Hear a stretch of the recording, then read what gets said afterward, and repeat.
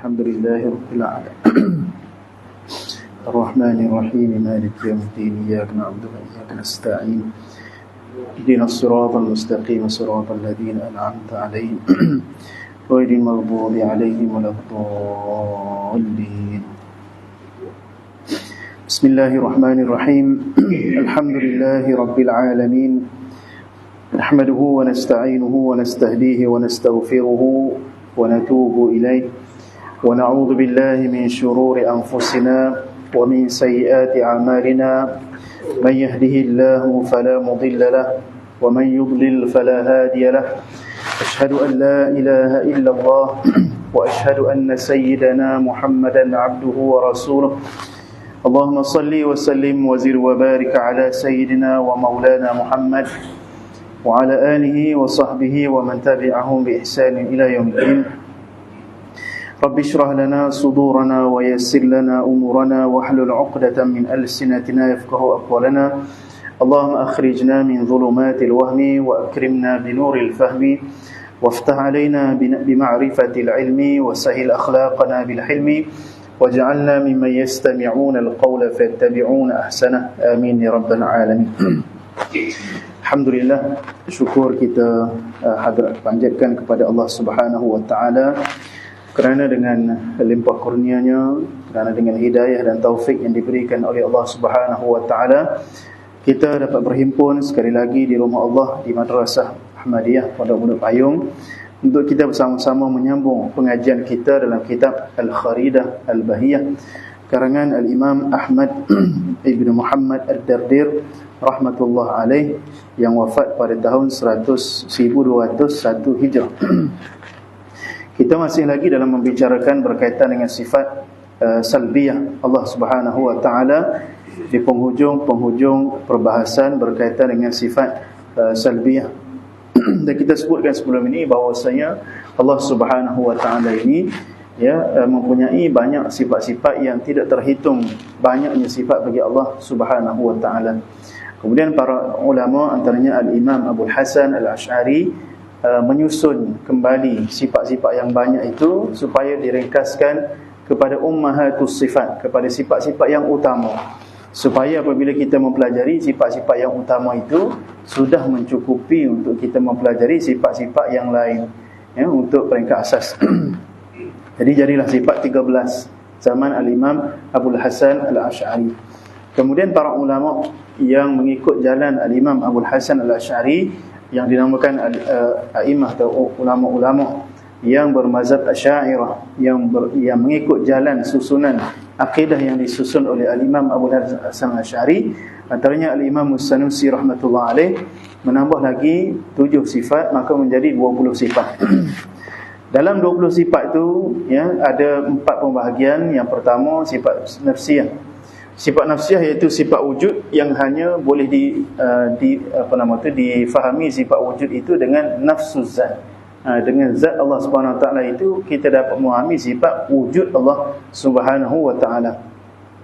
Sifat yang kedua adalah sifat salbiyah, iaitu 5 sifat, iaitu qidam, baqa, mukhalafatuhu lil hawadith, qiyamuhu bi nafsihi dan juga wahdaniyah. Sifat salbiyah adalah sifat yang kita dinamakan daripada perkataan salbun, iaitu menafikan. Jadi ada dalam sifat Allah Subhanahu wa taala ini adalah sifat menafikan, ataupun setengah ulama sebut ternafi pada zat Allah. Yang lain sifat yang kita menetapkan, kita isbat Allah Taala bersifat dengan wujud. Isbat Allah Taala bersifat dengan berkuasa, qudrat. Isbat Allah Taala bersifat dengan berkehendak, iradah. Tapi dalam 5 sifat ni kita menafikan perkara yang tidak layak bagi Allah Subhanahu wa taala. Maka kita katakan Allah Taala bersifat qidam, bermaksud kita menafikan Allah Subhanahu wa taala ada permulaan wujudnya dia. Kerana Allah Subhanahu wa taala wujudnya dia bersifat wajibul wujud. Maka wajibul wujud, wajib di situ bermaksud mesti. Wujud maksudnya ada. Bila perkara yang mesti ada, mustahil Allah Subhanahu wa taala ini tidak ada, maka tidak boleh jadi Allah Subhanahu wa taala ini pernah ada satu ketika tidak ada sebelum adanya dia, maka kita menafikan Allah Subhanahu wa taala ada permulaan wujud yang sebelum itu tidak ada wujud. Ya, maka kerana itu kita katakan Allah Subhanahu wa taala bersifat dengan qidam. Kemudian kita katakan Allah Subhanahu wa taala bersifat dengan baqa. Bermaksud Allah Subhanahu wa taala ini tidak ada penghujung bagi kewujudan. Baqa maksudnya kekal. Bermaksud Allah Subhanahu wa taala wujudnya selama-lamanya. Wujud Allah Subhanahu wa taala tidak ada penghujung. Jadi kita menafikan Allah Subhanahu wa taala ada penghujung kewujudan. Itu penafian yang kedua. Yang ketiga kita kata Allah Subhanahu wa taala Allah wujud qidam baqa. Yang ketiga mukhalafatuhu lil hawadith. Bermaksud Allah Subhanahu wa taala itu bersalahan dengan perkara yang baru, ataupun kita katakan Allah Subhanahu wa taala kita nafikan persamaan dengan perkara yang baru, iaitu makhluk. Jadi sifat mukhalafatul hawadith kita menafikan bahawasanya Tuhan ni ada persamaan daripada mana-mana sudut dengan makhluk. Persamaan dari sudut berjirim, berjisim, sifat, arah, tempat, masa, warna kulit, umur dan sebagainya. Apa sahaja sifat yang ada pada makhluk, maka ia ternafi pada zat Allah Subhanahu wa taala. Itu maksud mukhalafatuhu lil hawadith. Yang keempat, qiyamuhu binafsih. Bermaksud Allah Subhanahu wa taala kita mungkin terjemahkan sebagai berdiri dengan sendiri. Tapi bukan maksud berdiri dengan sendiri itu dengan maksud yang kita faham berdiri. Maksudnya adalah Tuhan itu tidak bergantung. Kita menafikan Tuhan itu bergantung ataupun duduknya Tuhan itu pada zat. Bila kita kata Tuhan itu tidak bergantung, bermakna Tuhan itu bersifat dengan Al-Ghani, bermaksud tidak berhajat. Ataupun dalam surah Qul huwallahu ahad, Allahus samad, mana Tuhan ini tidak berhajat kepada selain daripada Allah Subhanahu wa taala. Yang mana selain daripada Allah tu yang berhajat pada Allah Subhanahu wa taala. Tuhan tidak berhajat pada sesiapa. Kita yang berhajat kepada Allah Subhanahu wa taala. Semua makhluk yang berhajat kepada Allah Subhanahu wa taala. Ya, kalau kita berhajat pada manusia, kita berhajat pada sesuatu yang hadis. Kita berhajat pada sesuatu yang akan pergi. Kita berhajat pada sesuatu yang akan hilang. Tapi kalau kita berhajat pada sesuatu yang bersifat qiyamuhu binafsih, al-ghani, iaitu Allah Subhanahu wa taala yang tidak berhajat pada yang lain, maka itulah tempat yang kita berhajat, sepatutnya berhajat kepada Allah Subhanahu wa taala. Dan kelima adalah wahdaniyah, iaitu Allah Taala bersifat dengan esa, tunggal, yang bermakna kita menafikan Allah Subhanahu wa taala bersifat dengan menafikan Allah Taala bersifat dengan berbilang. Bila kita kata wahdaniyah, maknanya kita menafikan Allah Taala ada dua, ada tiga, ada empat, ada lima, ada 10, ada 100, ada 1000 dan sebagainya. Jadi itulah yang dinamakan sebagai sifat salbiyah. Dan dalam Al-Quran dan hadis ada setengah pendapat yang ada setengah yang mengatakan apa dalam kita mengaji sifat 20 ni kita duk menafi-nafi. Tuhan ada suruh kita menafikan ke? Dalam Quran, dalam hadis ada ke Tuhan suruh kita menafi? Tidak ke Tuhan kata Allah ni bersifat dengan Maha berkuasa, Allah ni bersifat dengan Maha berkehendak? Adakah Tuhan suruh kita menafi dalam Quran? Dia juga maknanya satu syubhat, kekeliruan, dia kata lagi tu. Maka kita kata yang paling utama sekali Allah Ta'ala kata la ilaha illallah, fa'lam annahu la ilaha illallah. Itu nafi, tidak nafi. Allah Ta'ala menyuruh kita supaya menafikan ada Tuhan lain yang layak untuk disembah. Yang hanya yang layak disembah adalah Allah Subhanahu wa Ta'ala. Sebab tu dalam kalimah tauhid itu ada nafi dan isbat. Kita nafikan yang tidak layak dan kita mengisbatkan satu-satunya Tuhan adalah Allah Subhanahu wa taala. Dan kita kata dalam la haula wala quwata illa billah. Tidak ada kekuasaan, tidak ada kekuatan yang mampu, yang berkuasa melainkan Allah Subhanahu wa taala. Itu sifat wahdaniyah. Antara maksud sifat wahdaniyah, Allah itu esa pada sifatnya. Tidak ada makhluk lain yang ada kekuasaan atau ada sifat kekuasaan sama seperti Allah. Yang hanya ada sifat kekuasaan itu adalah Allah. Seperti kita kata la haula. Haula itu dengan maksud yang mengubah. Tidak ada yang boleh yuhawil, yang boleh mengubah kita. Mari ke masjid, Allahu akbar, kita kata hayya 'alas salah, kita kata la haula wala quwata illa billah. Tidak ada yang boleh mengubah dalam diri aku ni untuk mari ke masjid melainkan dengan kuasa Allah. La haula wala quwata, dan tidak ada kekuatan yang datang daripada kita ini melainkan daripada Allah Subhanahu wa taala. Kita jawab dengan la haula wala quwata illa billah.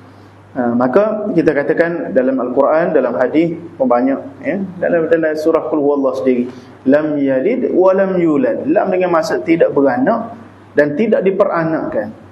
Ulama kata tersifat qidam dan baqa. Wa lam yakul lahu kufuwan ahad. Lam dengan maksud dan tidak ada sesuatu pun yang menyamai Allah Subhanahu wa taala. Jadi asas-asas kepada sifat salbiah itu, para ulama mengambilnya daripada Al-Quran.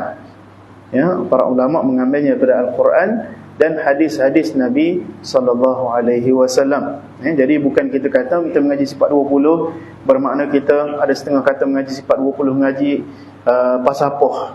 Tak faham, duk pusing-pusing ayat begitu begini. Tak faham dengan ta'alluq tanjizi dan sebagainya. Sebenarnya perbahasan falsafah itu oleh kerana para ulama dulu dia berhujah dengan orang yang tidak beriman, orang yang tidak ada pegangan agama. Jadi untuk berhujah dengan orang yang tidak ada pegangan agama, itu ahli falsafah, maka kena guna cara penghujahan dia. Tapi kita orang awam ni tak faham.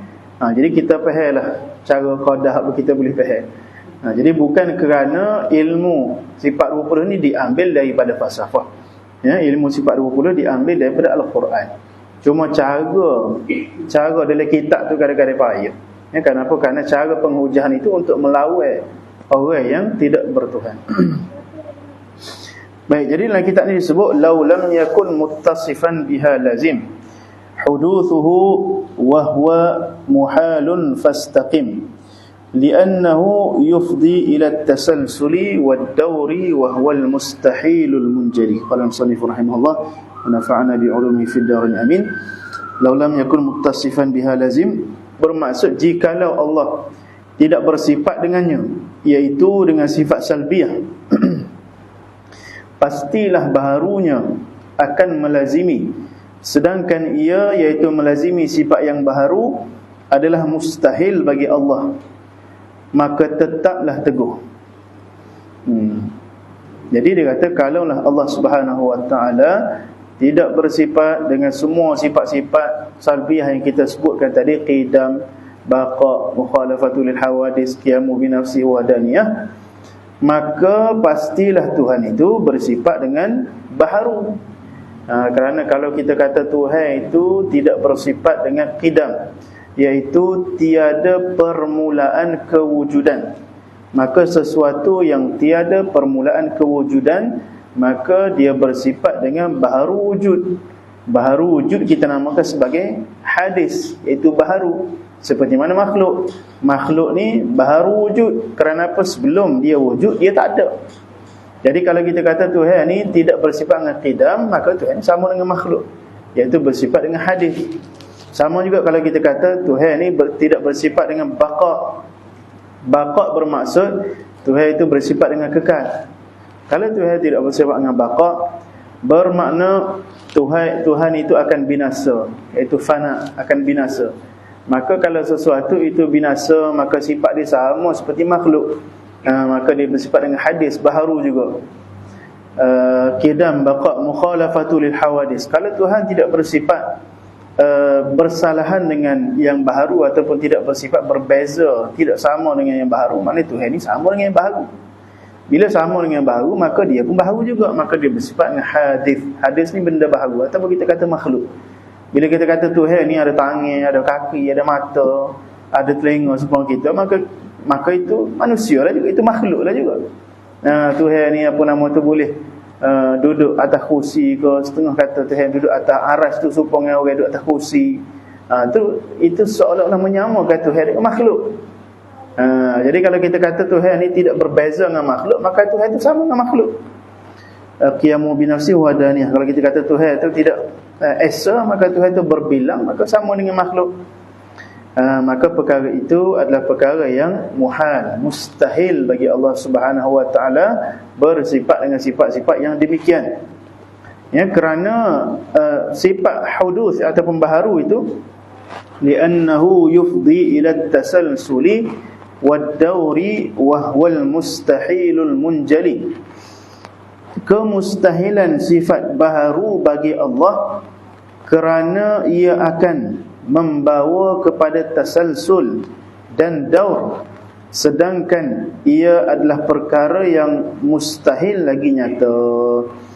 Jadi bila kita kata Tuhan itu bersifat dengan baharu, maka perkara yang baharu ni sama ada dua, ya. Sama ada yang pertama membawa kepada tasalsul.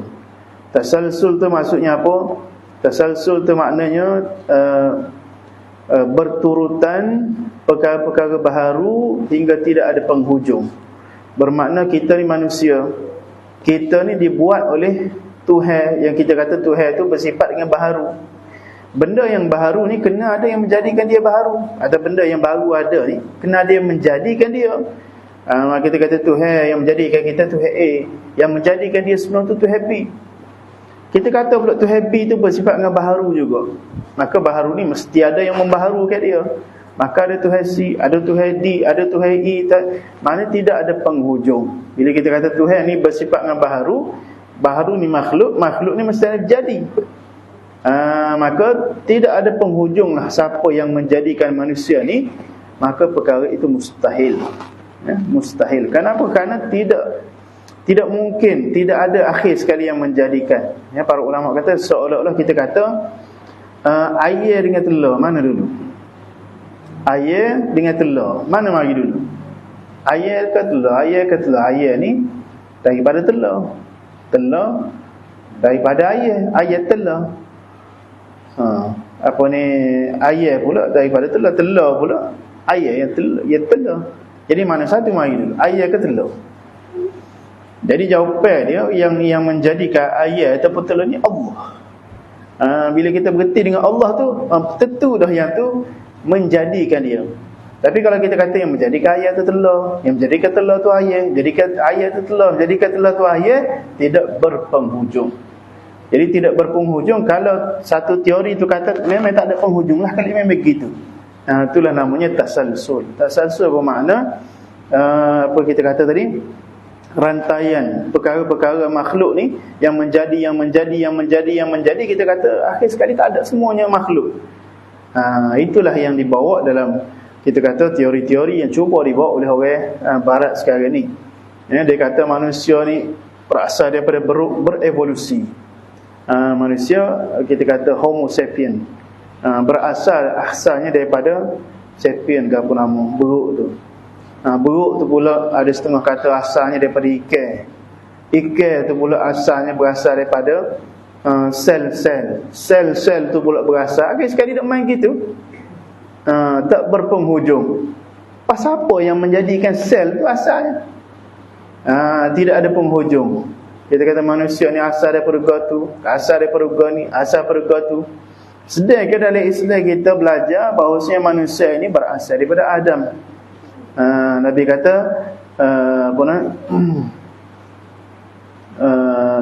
min Adam wa Adamu min turab, kullukum min Adam. Setiap daripada kamu ni berasal daripada Adam. Wa Adamu min turab, dan Adam itu asalnya daripada tanah, bukan daripada buruk. Kita ni berasal daripada Nabi Adam sebagai bapa kepada manusia semua. Sebab tu kita ni anak cucu Nabi, iaitu Nabi Adam. Anak cucu Nabi belakang Tok Said, belakang kita ni Tok Said Nabi Adam lah. Jadi anak cucu pada para Nabi. Dan Nabi Adam itu bukan dijadikan daripada buruk, bukan dijadikan daripada sel, bukan dijadikan daripada tanah, ikan ke apa. Nabi Adam tu kata Nabi SAW, wa Adamu min turab, daripada tanah. Yang menjadikan daripada tanah menjadi Nabi Adam AS adalah Allah, Tuhan kita. Dia kata wa nafakhtu fihi min ruhi faqa'u lahu sajidin, dan aku tiupkan daripada ruhku, ruh yang aku jadikannya, Maka malaikat-malaikat pun bersujudlah kepada Nabi Adam AS. Jadi asalnya manusia ni daripada Allah. Kita kata kita ni mak ayah kita buat, mak ayah kita juga buat. Dia akan berpenghujung dengan Nabi Adam, dan Nabi Adam itu berpenghujung dengan Allah Subhanahu wa taala. Sama juga dengan orang kafir kata manusia ni berasal daripada, bukan makhluk, kita kata dari manusia. Dia kata alam semesta ni marinya daripada satu letupan di angkasa. Dia kata alam semesta ni, planet, galaksi apa semua ni mari daripada Big Bang. Satu letupan yang sangat besar dahulu berlaku. Kalaulah kita kata kalau dia kaji betul, mungkin dia kaji itu betul, bahawasanya alam ni asalnya tidak ada apa-apa, kemudian berlakunya satu letupan yang besar, jadilah alam ni. Kalaulah benda tu mungkin dia kaji sejarah, dia kaji batu-batu ke apa betul. Yang masalahnya siapa yang menjadikan letupan tu? Siapa yang menjadikan letupan Big Bang tu? Kerana letupan itu tak boleh berlaku dengan sendiri. Kita nampak ada orang buat bom tu orang yang buat bom, orang yang lepas bom. Kalau letupan kereta berlanggar, orang yang naik kereta. Jadi letupan di galaksi itu siapa yang menjadikan letupan itu? Itu persoalan kita. Jadi kalau orang putih, dia orang-orang yang tidak percaya kepada Tuhan, ateis, dia hanya percaya sampai sekat-sekat dia kata Tuhan ni, alam semesta ni terjadi daripada Big Bang. Dia kata the grand design. Design, siapa dia designer dia? Dia kata alam ini adalah satu reka cipta yang sangat hebat, dia kata. Siapa yang mereka alam ini? Dia boleh terhenti setakat tu je. Ateis, dia boleh berhenti setakat Tuhan ni, alam ni jadi dengan sangat cukup indah, tapi dia tidak fikir siapa yang menjadikan alam ini. Itulah yang kita kata tasalsul. Tasalsul kita kata tadi bermakna rantaian yang menjadi tidak ada penghujung. Sama lah dengan kita kata 0,0,0,0,0 bila tak ada satu, tak ada mana, tak ada nilai. Kalau kita kata satu, sebelum kosong tu ada satu, barulah semua tu ada nilai. Jadi kita ni tidak akan wujud, mak ayah kita, nenek moyang kita ni tidak akan wujud sekiranya tidak ada satu, iaitu Allah Subhanahu wa taala yang Maha Esa, yang menjadikan semua kosong-kosong kita ni yang tidak ada nilai, sekiranya Allah Subhanahu wa taala tidak menjadikan kita semua. Jadi itu maksud tasalsul. Jadi kalau kita kata makhluk ini bersifat Allah Tuhan itu bersifat dengan hadis baharu, maka baharu perlu kepada yang membaharukan. Perlu kepada makhluk, perlu kepada Tuhan lain yang menjadikan dia. Maka dia kata sama ada membawa kepada at-tasalsul wad-daur, ataupun kita kata tasalsul itu adalah mustahil, kerana mustahilnya alam ini terjadi dengan sendirinya, tidak ada yang menjadikan dia, ataupun dengan teori satu lagi, iaitu teori daur. Daur ni maksudnya sesuatu itu menjadikan dia sendiri. Ni teori lagi pelik. Teori lagi penipala. Dia kata manusia ni menjadikan manusia sendiri, alam ini menjadikan alam itu sendiri. Ada juga kata lagu tu. Serupalah yang kita sebut tadi. Bila berlaku Big Bang tu, maknanya Big Bang tu menjadikan Big Bang tu sendiri. Alam ni bila dia berlaku letupan yang sangat besar, dia terjadi dengan sendiri. Jadi benda tu hanya apa nama tu? Mustahil. Kerana mustahil satu susunan galaksi yang comel dengan orbit, dengan planet, dengan jaraknya yang betul. Kita ni kalau bergerak satu jengkal sahaja, bumi ni kalau dekat dengan matahari satu jengkal akan terbakar. Kalau jauh satu jengkal, maka kata para ulama, kita ni akan sejuk, mati kesejukan. Jadi siapa yang cipta bumi ni dengan jarak dia yang betul-betul tepat, maka tidak akan berlaku. Contoh kita kata kita beli mainan budak-budak sahibah, susun A, B, C, D, E apa semua tu nak buat ayat. Boleh ke kalau kita beli, maka kita lempar gitu. Kita kata bila kita lempar tu akan jadi sendiri. Dia akan tulis ini adalah buku. Dia akan tulis sendiri. Lempar gitu, tak akan jadi. Letupan tu tak akan menjadikan satu susunan. Jadi kena ada yang menyusun. Supaya kita tak susun sahibah ini I and I. Samalah juga dengan alam ini, perlu yang menyusunkannya dengan sangat teliti. Itulah Allah yang pencipta alam. Innallaha falikul habbi wan nawa, fatirus samawati wal ard. Allah yang menjadikan langit-langit dan bumi. Jadi wad-daur itu maksudnya sesuatu itu menjadikan dia sendiri. Sesuatu itu terhenti atas dia sendiri. Maka dua teori itu, tasalsul dan juga daur itu, wahwal mustahilul munjali, sedangkan ia adalah perkara yang mustahil lagi nyata. Kemudian kata Tuan Pengarang rahimahullah, fahuwal jalil wal jamil wal wali. Dialah Allah Subhanahu wa taala yang bersifat al-jalil, wal jamil yang bersifat al-jamil, wal wali, wat tahirul quddus war rabbul jalil war rabbul ali. Dialah Tuhan yang maha agung, al-jalil, al-jamil, dan maha indah.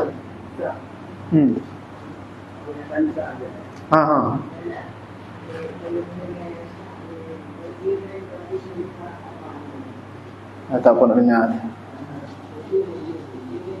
Jiring,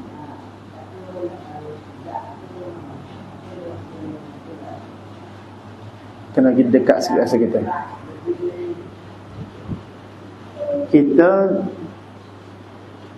Lagu mana tu ada tulis dalam sapal.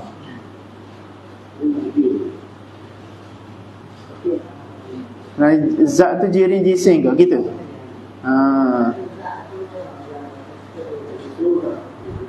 Baik. Jadi jirim dan jisim ini bahasa sains. Kita ngaji di sekolah-sekolah, kata jirim terbagi pada 3 jenis: pepejan, cecair dan gas. Ataupun jisim. Jisim terbagi pada 3 jenis: pepejan, cecair dan gas. Tiada yang paling kecil jauhar. Jauhar, kemudian tambah jadi jirim. Kemudian kalau jadi bertubuh jadi jisim. Jadi ini semua adalah sifat bagi makhluk. Jisim, dalam buku sains, jisim terbagi pada pepejar. Pepejar sport kita ni pepejar. Ya, pejar. Meja, kapet ni pejar, benda yang pepejar. Ataupun cecair, itu jirim juga. Ataupun gas, kita kata H2O, oksigen. Itu semua adalah jirim. Sama ada bentuk boleh nampak atau bentuk tak boleh nampak. Jauhar adalah kalau bahasa sainsnya atom. Atom ni benda satu kita kata unsur yang paling kecil sekali. Unsur yang paling kecil sekali bahasa sains ni kata atom. Kalau dalam dalam kitab-kitab dulu dia sebut zarrah. Dan dalam Quran pun sebut zarrah. Faman ya'mal mithqala dzarratin khairan yarah. Zarah-zarah yang kecil. Jadi meja ni dia ada kita kata jauhar dia. Jauhar dia benar-benar kecil sekali lah. Bahasa dia sebut atom. Jadilah meja. Jadi nak katanya itu adalah cara para ulama kata bila nak mensyarahkan berkaitan dengan sifat mukhalafatuhu lil hawadis. Cara para ulama nak syarah sifat Allah Ta'ala mukhalafatuhu lil hawadis, maka dia akan kata Tuhan ni tidak berjirim, Tuhan ni tidak berjisim. Sebab apa? Sebabnya para ulama ni kita kata tadi nak berhujah dengan ahli sains. Yang mana ahli sains ni dia faham dalam alam ini adalah jauhar dan jisim. Jauhar atau jirim dengan jisim. Alam ni hak tu ya, hak kita nampak ni. Planetnya, binatangnya, pokoknya, airnya, anginnya, hanya boleh difahami dengan cara jirim dan jisim. Maka para ulama kata Allah Ta'ala bersifat mukhalafatul hawadis, bermakna Tuhan ini bukan jirim, bukan jisim. Barulah difahami oleh orang yang mengaji ilmu sains. Maknanya Tuhan ini tidak benda yang berupa pepejan, sama ada bergerak atau tidak bergerak, ataupun tidak cecair dan tidak gas. Tidak juga planet, tidak juga galaksi, tidak juga black hole, tidak juga gapo-gapo nama semua ni, tidak Tuhan berlaku. Itu cara para ulama bila mensyarahkan berkaitan dengan sifat mukhalafatuhu lil hawadis. Terima kasih atas soalan. Jadi kata tuan pengarang kita rahimahullah, Dialah Allah yang bersifat Al-Jalil dan bersifat Al-Jamil. Sifat Jalil ini adalah salah satu daripada sifat Allah Subhanahu wa taala, Jalil. Ataupun setengah kata Allah Taala bersifat dengan sifat Jalal. Jalal ataupun Jalil ini maksud Allah Taala bersifat dengan semua sifat keagungan. Dia ada tiga jenis sifat disebut oleh guru hamba Syekh Ali Jumaah hafizahullah. Allah Taala ada tiga jenis sifat. Yang pertama sifat Jalal, yang kedua sifat Jamal, yang ketiga sifat Kamal. Sifat Jalal bila kita dengar maka kita akan rasa gerung, rasa takut. Contoh kita kata Allah Ta'ala bersifat Al-Jabbar, Al-Muntaqim. Allah Ta'ala ni membalas segala dosa-dosa kita. Allah Ta'ala ni bersifat Al-Jabbar, yang maha perkasa. Kau bukan, tak pandai terjemuh. Al-Mutakabbir.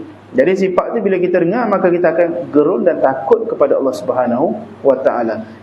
Itu sifat-sifat Jalal, itu yang bernama sifat Jalil. Dan yang kedua sifat Jamal, iaitu sifat-sifat yang bila kita dengar kita akan berasa cinta kepada Allah, berasa rindu kepada Allah. Contohnya sifat Al-Ghafur, Ar-Rahim, Ar-Rahman, Al-Afu. Itu semua sifat yang kita, bila kita sebut nama sifat tu, maka kita akan berasa cinta dan rindu kepada Allah Subhanahu wa Ta'ala. Yang ketiga sifat Kamal. Sifat Kamal ni sifat kesempurnaan Allah, yang mana bila kita dengar maka kita akan lebih kenal Allah. Contoh sifat sama, basar, kalam. Kita dengar kita lebih kenal Allah Subhanahu wa Ta'ala. Jadi Allah Ta'ala bersifat dengan Al-Jalil dan bersifat dengan Al-Jamil. Dalam hadis pun disebut, Nabi SAW sebut, innallaha jamilun yuhibbul jamal. Allah Subhanahu wa Ta'ala itu indah dan sukakan keindahan. Dan bersifat dengan wali.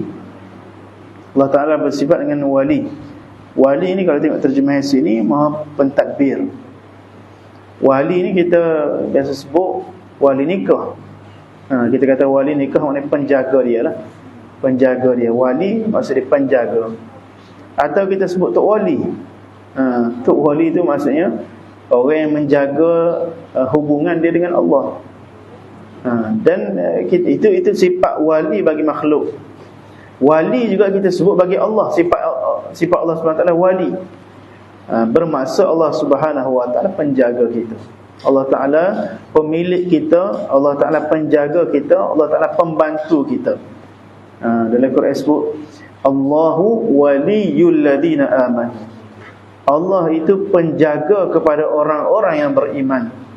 Oleh kerana itu kita, bila kita melihat kepada saudara-saudara kita di Palestin yang sampai ke hari ini, ditindas, dizalimi, dibunuh, disakiti, maka kita ingatlah bahawasanya Allahu waliyul ladina amanu.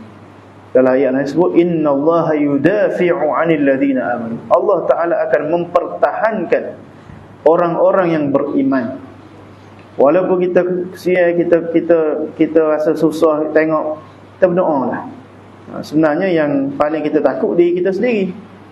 Kerana dia nama tu bila kena bunuh ke apa semua, mati syahid. Sama ada menang atau mati syahid. Kalau anak dia mati, dia tak mati, anak dia akan heret dia masuk dalam syurga. Kita ni, anak kita pun, kita sendiri pun tak tahu ke mana lagi. Jadi yang patut kita rusing diri kita sebenarnya. Demo tu berada di ardul jihad, di tempat jihad. Allah Ta'ala telah mengatur semuanya. Kalau kita kata apa berlaku ni, manakah keadilan? Keadilan, betul kita mempersoalkan keadilan dalam pemimpin-pemimpin dunia. Jangan kita mempersoalkan keadilan Allah, kerana semua benda tu sudah diatur oleh Allah Subhanahu wa Ta'ala. Tak akan berlaku perkara tu melainkan perkara itu sudah diatur oleh Allah. Dan sebelum ni kalau kita nak kira lagi teruk lagi, umat Islam diseksa di Spanyol, dibakar, diseksa dengan seksaan yang sangat berat di Spanyol dulu, di Andalus. Lagi teruk lagi umat Islam kena pembunuhan beramai-ramai. Jadi sekarang ini musuh-musuh Islam itu serupa dengan zaman sekarang ini, maka menyerang orang Islam. Jadi kita berdoa supaya kita kalaulah kita kalau kita tak boleh bantu pun, sekarang kita boleh berdoa dan kita boleh dihimpunkan bersama dengan syuhada dan salihin di hari akhirat nanti, insya-Allah. Wal-wali maksud Allah Ta'ala pelindung, penjaga. Wat-tahiru ataupun setengah nuskhah kata waz-zahiru. Kalau tahiru maksudnya maha suci. Al-Quddus, Al-Quddus maknanya Allah Ta'ala juga maha suci. Al-Quddus, bukan makna Allah Ta'ala itu maha suci, Allah Ta'ala mensucikan dirinya sendiri. Itu bukan maksud dia. Al-Quddus maksudnya kita yang menyucikan, kita yang menyucikan kekeliruan kita terhadap Allah. Bila kita ada fikir perkara yang tidak layak bagi Allah, maka kita sucikan, kita bersihkan, tanzih, kita membersihkan diri kita dengan apa yang tidak layak bagi Allah, maka kita sebut la ilaha illallah. La ilaha illallah, kita buat semua dunia, apa semua ta'alluq kita, keterikatan kita dengan makhluk, kita punya sangka buruk dengan Allah, kita buat semua dalam hati kita. La ilaha illallah. Maka kita kata Tuhan bersifat Quddus, yang maha suci, daripada sifat-sifat yang tidak layak bagi Allah Subhanahu wa ta'ala. War-Rabbu, dan Tuhan yang bersifat Ar-Rabb, yang maksud mendidik, mencipta, mendidik, memberi rezeki. Al-Ali, Tuhan yang maha tinggi. Kita kata Tuhan maha tinggi, tapi bukan tinggi itu dengan maksud ketinggian jasad atau kita jirim tadi. Bukan kata Tuhan ni berjasad dan ada ketinggian berapa meter, berapa sentimeter, berapa kilometer. Kita kata Tuhan maha tinggi, jangan kita tanya setara mana tinggi Tuhan. Kerana tinggi di situ maksudnya tinggi darjat. Itu cara takwil. Setengah ulama dia mentakwilkan kata tinggi itu bermaksud tinggi darjat. Kerana mustahil Tuhan ni tinggi itu adalah tinggi jarak. Bila Tuhan kata, habis tu Al-Ali ni maksud apa? Subhana rabbiyal a'la, sabbih isma rabbikal a'la. A'la maksudnya maha tinggi. Tinggi setara mana? Tu bila kita sebut gitu, maka kita tersalah. Sebab tu kita mengaji Tuhan ni mukhalafatuhu lil hawadis, tidak sama dengan makhluk. Bila kita kata Tuhan tidak sama dengan makhluk, maka tak kena kalau kita tanya tinggi mana. Dan kita tak kena juga kita kata Tuhan itu berada di tempat yang tinggi, pun salah juga. Kerana Tuhan ini tidak serupa dengan makhluk. Kerana sifat tinggi jasad atau berada di tempat yang tinggi itu adalah sifat makhluk. Ada satu cerita, Syekh Muhammad Sa'id Ramadan Al-Buti, dia cerita dia pergi ke satu seminar. Dalam seminar tu ada seorang tu, dia kata Tuhan ni duduk langit, dan kita kena sebut Tuhan tu tingginya duduk langit gitu, dia kata. Tuhan duduk langit tu gitu, dia kata. Tingginya Tuhan duduk langit gitu. Jadi maknanya dia salah faham. Salah faham cara kita kata Tuhan ni bersifat al-a'la, al-ulu, dan Tuhan itu berada di langit pun salah faham.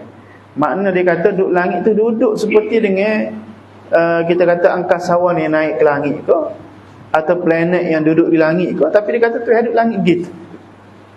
Banglah seorang dalam seminar tu, dia kata kalau lah Tuhan tu duduk di langit, katalah dunia. Kalau kita duduk bawah, muda kita duduk bumi, kita duduk negara mana, Syria ke mana masa tu, Syria contoh, bawah dia katalah Australia. Kalau kita duduk Australia, atas kita ke bawah. Dia mau kata atas ke atas. Orang duduk Australia bawah ni, bumi ni kan spera, bulat. Jadi kalau duduk bawah, maknanya kalau atasnya atas ke bawah, Tuhan duduk atas tu ke atas ni. Jadi kalau kita kata Tuhan di atas, orang yang duduk Australia atau kita kata Tuhan ni tinggi gitu. Sebab dia murid Syria kata begitu. Jadi penimpal tu. Sebab tu kita berpegang pada ayat Al-Quran yang jelas. Tuhan kata walam yakul lahu kufuwan ahad. Allah tidak ada sesuatu yang sama dengan Allah. Laisa kamitslihi syai'un, tidak ada yang seumpama dengan Allah. Jadi bila orang itu kata Tuhan duduk langit atas lagu ni, kita menyamakan Allah itu dengan roket, dengan satelit yang mana duduk atas langit. Kita menyamakan Allah itu dengan planet yang berada di atas langit. Jadi itu cara untuk memahami sifat yang salah. Bila kita kata Subhana rabbiyal a'la, maha suci Tuhan ni yang maha tinggi. Tinggi itu tinggi darjat, bukan tinggi tempat. Ataupun sabbih isma rabbikal a'la, atau Allah Ta'ala bersifat al-ali, itu bermakna Allah Ta'ala tinggi darjat. munazzahun 'anil hululi wal jihah wal ittisali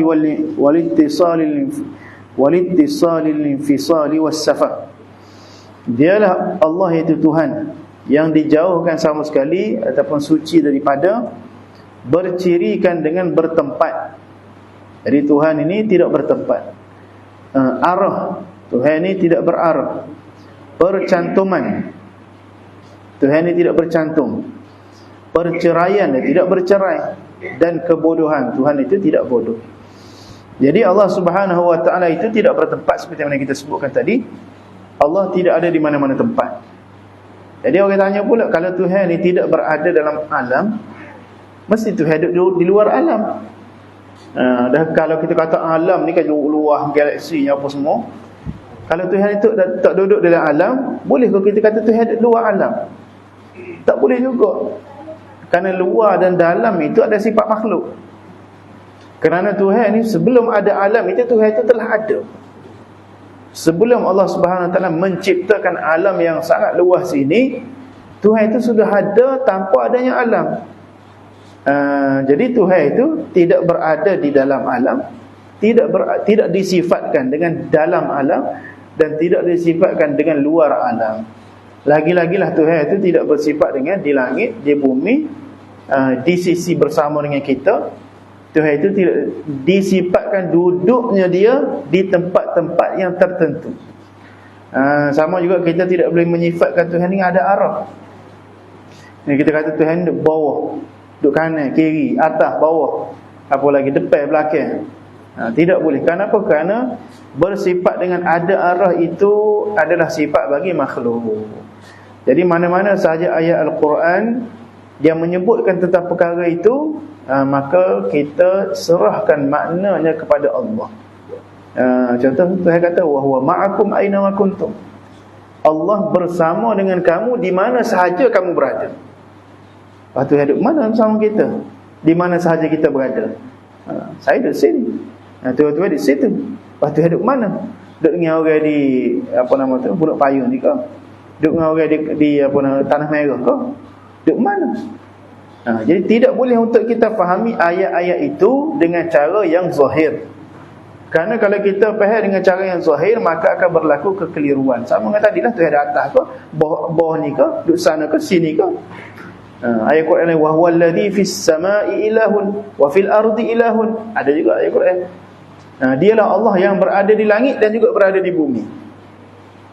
Jadi lagu mana Tuhan ni duduk langit ke duduk bumi? Kau duduk Tuhan ni dua, soal duduk langit, soal duduk bumi. Jadi tidak boleh difahami ayat-ayat Al-Quran yang secara zahirnya memperlihatkan Tuhan ni duduk di tempat-tempat tertentu dengan maksud Tuhan ni duduk bertempat. Kerana itu Tuhan itu tidak ada tempat dan tidak duduk dalam tempat. Ya, tidak bertempat, tidak berarah dan tidak juga bercantum. Kerana ada mazhab ataupun ada agama yang mengatakan Tuhan itu bercantum. Ya, bercantum dengan makhluk. Agama apa? Agama Buddha ke apa disebut kita akan bercantum dengan Tuhan. Dalam dunia ni akan berlaku apa? Reincarnation ataupun apa disebut tu. Kita mati kemudian hidup semula dalam jasad orang lain. Apa? Buddha lah. Hindu gitu lah. Kita mati ni oleh kerana kita banyak dosa, kita akan dibersihkan dengan jasad yang kita akan hidup lepas tu. Lepas tu kita mati pula, jasad yang kedua pula nak bersihkan dosa, hidup di jasad yang ketiga. Akhir sekali jasad kita bersih, siapa nak bercantum dengan Tuhan? Itu cara orang Hindu ke Buddha ke lagu mana. Ataupun agama Kristian kata Tuhan ni tiga. Satu tapi tiga, Trinity. Yang mana asalnya Tuhan itu adalah Father. Kemudian dia nak memperkenalkan agama, dia jadi Tuhan Son, Jesus tu. Kemudian dia kembali pada Allah, jadi dia kembali pada alam, jadi Holy Spirit. Tiga dalam satu Tuhan. Bercantum Tuhan itu jadi Nabi Isa sebentar, jadi Ruhul Qudus sebentar, jadi Tuhan Father yang menjadikan alam sebentar. Keliru jadi habis. Sebab tu kita percaya bahawa Tuhan ni tak ada kaitan dengan makhluk. Tuhan tak ada kaitan dengan tempat, tidak ada kaitan dengan arah.